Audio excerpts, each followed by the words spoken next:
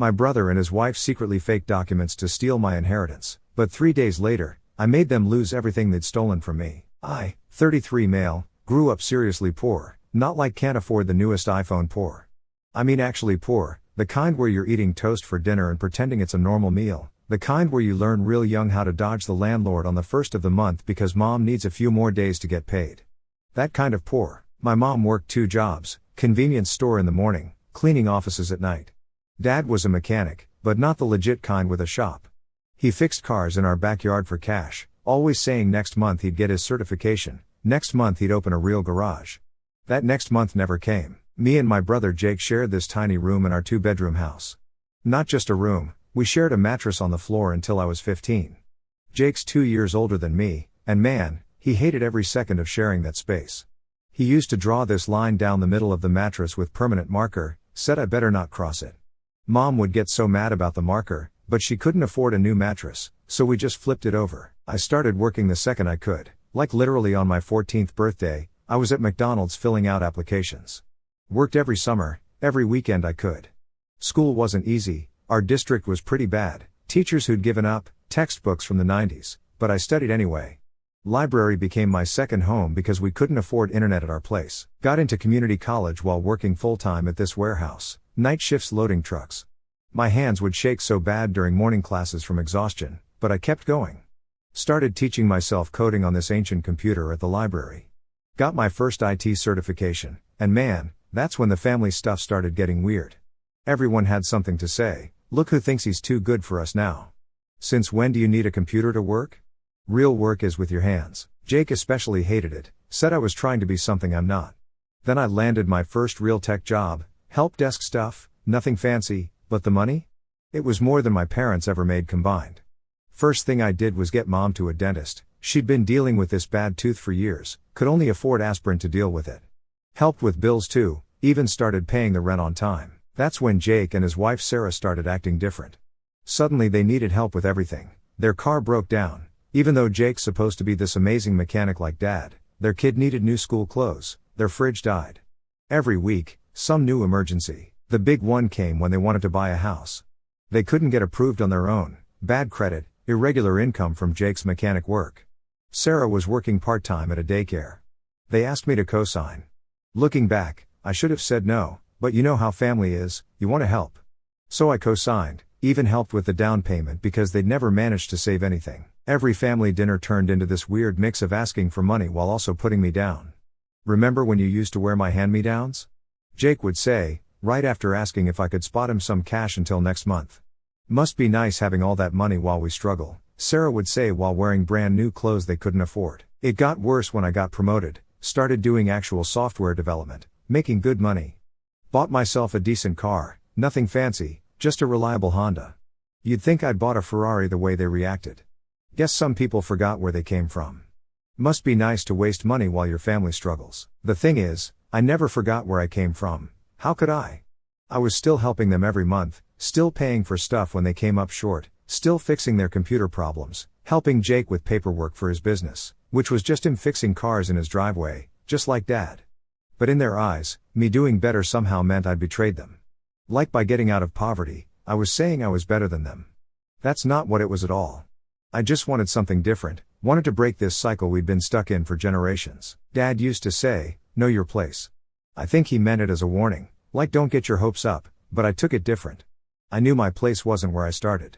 Just took me a while to learn that changing your place doesn't have to mean forgetting where you began. Anyway, 2 years ago, I met Rachel at this tech conference in Seattle. I almost didn't go. Jake and Sarah needed money for their kids' school supplies that week, and conferences aren't cheap, but my boss said the company would pay for everything. Rachel was giving this presentation about database security, way smarter than me, if I'm honest. We got talking during the lunch break. Turns out she grew up like me. Dad worked construction, mom cleaned houses. She did community college, worked her way up, the whole thing. First time I met someone who really got it, you know? We started dating, and man, my family had opinions. Sarah especially. Before she even met Rachel, she was telling everyone that I was dating some rich girl who thinks she's better than us. Rachel isn't rich, she makes good money now, but she's still paying off student loans. I waited almost 6 months before bringing Rachel to meet the family, wanted to make sure it was serious first. Should have waited longer, honestly. It was at my parents' house, just a regular Sunday dinner. Rachel brought this homemade pie, found out my mom loves apple pie and spent all day Saturday making it from scratch. But the second we walked in, you could feel how cold everyone was. Sarah wouldn't even look at Rachel, just talked about her like she wasn't there. Oh, so this is the one who thinks she's too good to shop at Walmart. Rachel never said anything about Walmart. She shops at Target mostly, which is definitely not fancy. My mom tried being nice, but you could tell she was uncomfortable. Dad just sat there quietly, which was worse somehow. Jake kept making these little comments about city people and how they don't understand real work. Rachel handled it amazingly well. She tried talking to Sarah about the kids, offered to help in the kitchen, even asked Dad about his car repair work. But they weren't having it. It got really bad when Sarah noticed Rachel's ring. Yeah, I forgot to mention, I'd proposed the week before. Nothing fancy, we picked out the ring together. It's not even that expensive, just a simple white gold band with a small diamond. Rachel didn't want anything flashy because she works with her hands a lot coding. Sarah saw it and lost it right in the middle of dinner. She goes, "Well, guess we know why he won't help family anymore. Got himself a gold digger. Bet she's got expensive taste, huh? That's where all the money's going now." Rachel's hands were shaking, but she stayed calm. My mom just stared at her plate like she always does when things get tense. Jake laughed like it was some funny joke. Dad looked at me and said, "Guess you really have forgotten where you came from." I tried explaining that I was still helping them, literally had paid their electric bill that month, but Sarah started crying about how I'd changed and how Rachel was taking me away from the family. We left early.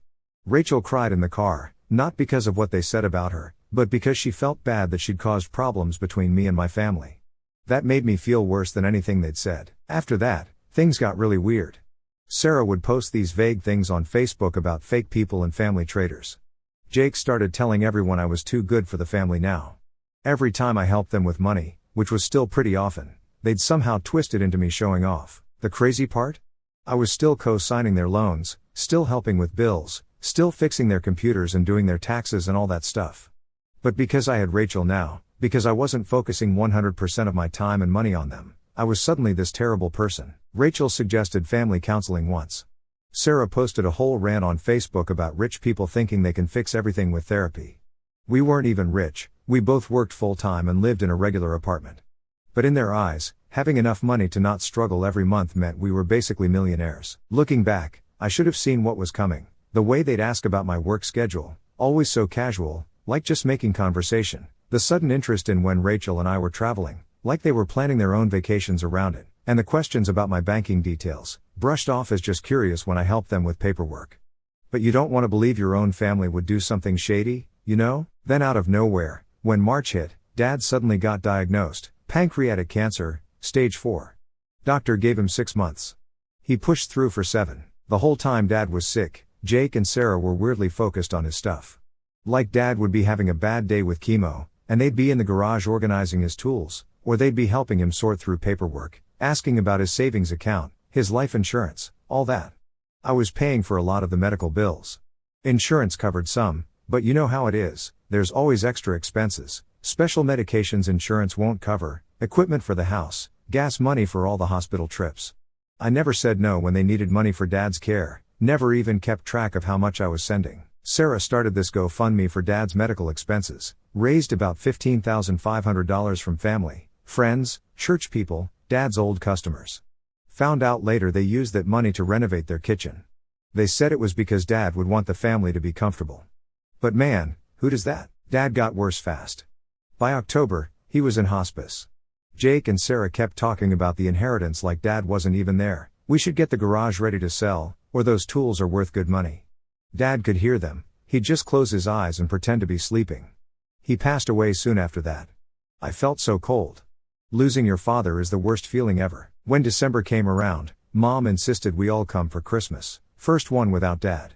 Rachel was nervous about going. Things had been tense with my family since we got engaged.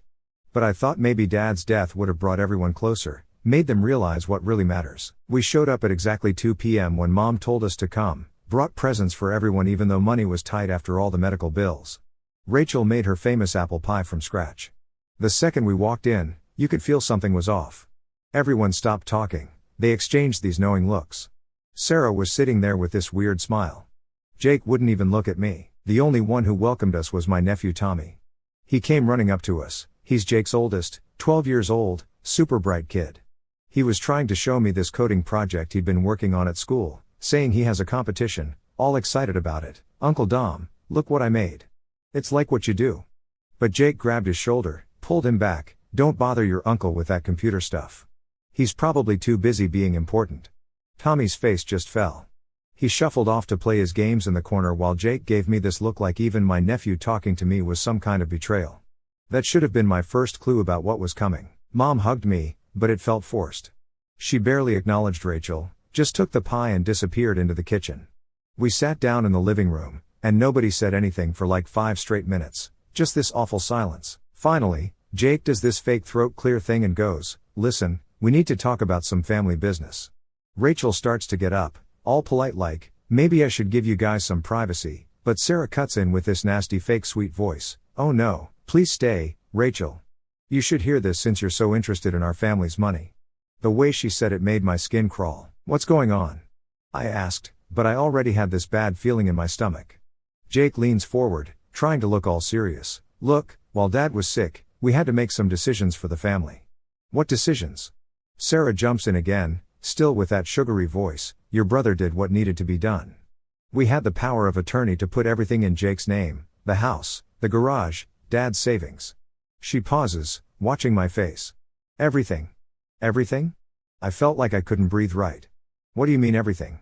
"Your portion too," Jake says, not even looking at me. "It's all been transferred. It's done." I just sat there trying to process what I was hearing. The inheritance Dad had specifically set aside for me, all of it gone. "You can't just," I started. "We already did," Sarah cuts in, dropping the sweet act. "And it's perfectly legal. Family needs come first, and you don't need that money anyway." I just sat there trying to process what I was hearing, asked them to explain. Sarah did most of the talking with this fake sweet voice like she was explaining something to a child. "We have a family to support, bills to pay. Your father understood that family comes first, not like you'd understand, living your selfish single life." I pointed out I wasn't single. I was engaged to Rachel. "Big mistake." Sarah turned to Rachel with this look of pure hate. "Oh yes, the gold digger. Found yourself a guy with a good job, didn't you? Probably convinced him to abandon his family. Bet you're loving all that tech money." Rachel started to defend herself, but Jake cut her off. "We know your type, coming from nothing, thinking you're better than us because you got some education. Both of you forgot where you came from." Mom just sat there staring at her hands. I asked her if she knew about this. She nodded. "They needed it more than you. You have your job, your money. They have kids to think about." I reminded them about all the money I'd sent over the years, the medical bills I'd paid, the times I'd helped with their mortgage. Sarah actually laughed. "Oh please, you think throwing us some spare change makes you a hero? We deserve that money. We're real family, not some stuck-up computer guy who thinks he's too good for us." That's when they went after Rachel again, started saying she was probably cheating on me, that she just wanted my money, that she looked down on them for being simple working people. Rachel sat there taking it, but I could see her hands shaking. I stood up to leave. Sarah started fake crying, saying I was abandoning the family at Christmas. Jake called me ungrateful. Mom finally spoke up again. "If you leave now, don't bother coming back." We left. In the car, Rachel broke down, as always because she felt guilty, like she'd somehow caused this rift between me and my family. I had to pull over because I was so angry I couldn't drive straight. Once I got home, I started checking everything. My bank accounts, Dad's accounts I was supposed to inherit, property records. They'd planned this for months, used Dad's illness as cover to transfer everything, even took out loans in my name somehow. My phone kept blowing up with texts, Jake telling me to man up and accept it, Sarah sending these long messages about how I was destroying the family, Mom just sending sad face emojis. Real mature for people in their 30s, but they didn't know that they were messing with the wrong person. I might work with computers, but I know how to document everything. Every loan, every bill I paid, every time they asked for money, I had records of all of it. Time to show them what real family looks like, so I called my bank. Turns out when you report identity theft, they get real interested real fast. Spent 6 hours on hold, getting shuffled between departments, explaining the same nightmare over and over. The banker finally asked if I wanted to press charges. Told her I needed to check everything first. I wasn't about to rush into this. Jake and Sarah needed to think they'd won before I made my move. I played along, didn't block their numbers, didn't react to their social media posts, Even replied to mom's guilt trip texts with vague noncommittal answers like I was considering making peace. Meanwhile, I was digging. Every email, bank statement, and transaction they thought they'd buried, I unearthed it all. That's when I saw the full scope of what they'd done. They'd been opening credit cards in my name for months, convincing the bank they were helping me organize my finances. Rachel was the first to catch the weird charges, small at first, a couple hundred here, 1,000 there, then bigger ones, new appliances, furniture, even a Disney World vacation. All while they cried broke and played the victims. But the house, that was the real mess. Since I co-signed for them, they used my name to take out more loans, a lot more. The house was worth maybe $180,000, but somehow they had over $250,000 in loans against it. My name was on most of them since I had good credit. When I checked with the mortgage company, I found out they hadn't made a real payment in almost a year. They'd been using my inheritance money to keep up the minimums while taking out even more debt, like a twisted pyramid scheme. Then I remembered something. When I co-signed, we included a default clause. If they missed too many payments, I could legally take over the property to protect myself. Safe to say Jake and Sarah never read the fine print, they just signed where they were told. While I was piecing all this together, the texts kept coming. Sarah was sending long-winded guilt trips about family loyalty and how I was betraying them. Jake, ever the tough guy, warned me I'd regret it if I caused problems. And Mom, she was in full disappointed parent mode, acting like I was the villain for wanting my stolen money back. Then Rachel found their social media posts. Sarah wrote this long dramatic post about how money changed me and how I'd forgotten my roots. Meanwhile her profile picture was her flexing with a $500 purse bought with a credit card in my name. That was when I went full forensic accountant. I compiled everything. Every forged signature, every fake loan application, every stolen dollar.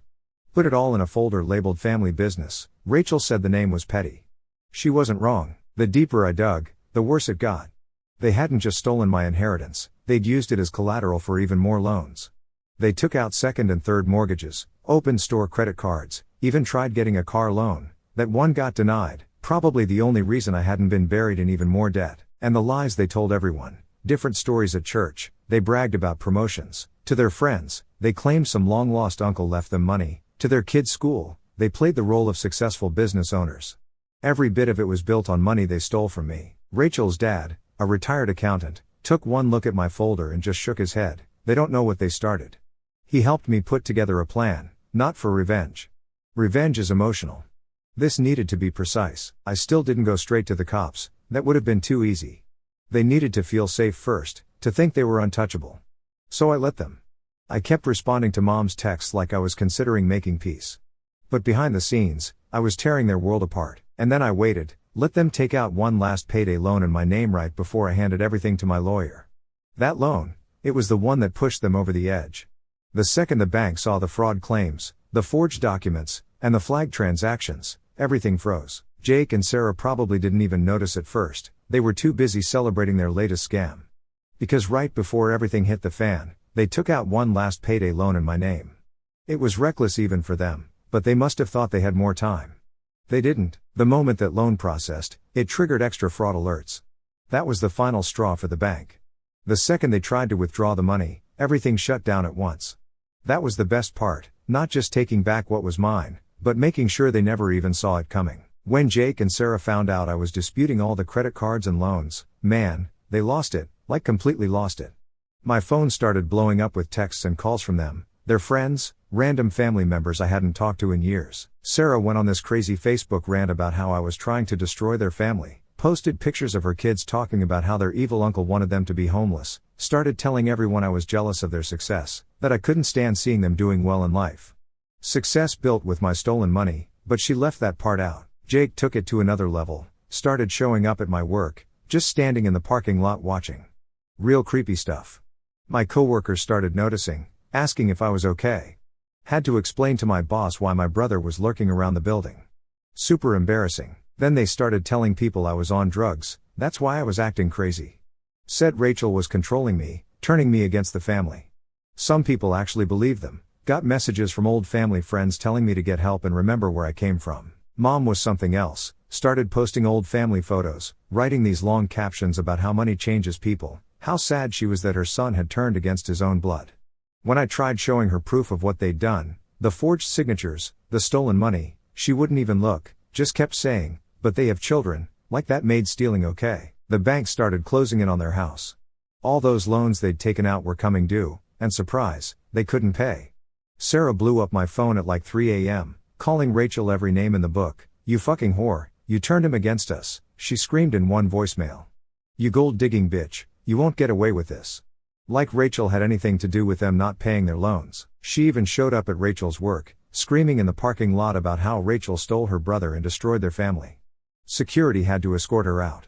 Rachel was shaking so bad she couldn't drive home. But what got me fuming is that they had the audacity to break into our house, middle of the day while we were at work.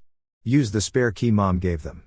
Yeah, she just handed it over because they said they needed to get something important. Real nice, Mom. They trashed the place, not like robbers looking for valuables.